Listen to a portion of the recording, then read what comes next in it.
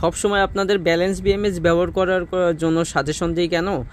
ধরেন যে কোনো কারণে আপনার তারটি শর্ট হয়ে গেল, যেমন এটা হচ্ছে প্লাসের তার যদি আমি মাইনাসের সাথে শর্ট করে দিই, তাহলে দেখেন কিছু ফায়ার করে এখন এই যে বন্ধ হয়ে যাচ্ছে। এখন কিন্তু সার্কিটে বুঝতে পারছে যে এখানে আপনার শর্ট কানেকশন হয়েছে, শর্ট সার্কিট প্রোটেকশনের জন্য এই মডিউলগুলো ব্যালেন্স বিএমএসগুলো ব্যবহার করতে বলি।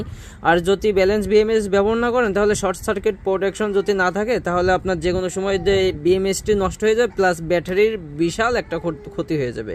তো আপনারা সবসময় চেষ্টা করবেন ব্যালেন্স বিএমএসটি নেওয়ার জন্য। এখানে আপনারা দেখতে পাচ্ছেন কোনো ধরনের কোনো ফায়ারিং নেই, আমি কিন্তু প্লাস মাইনাসে শর্ট করছি। তো এই যে একটা শর্ট হয়েছে এটা তার একটা নির্দিষ্ট সময় আছে, সময় পর অটোমেটিকলি শর্ট চলে যাবে।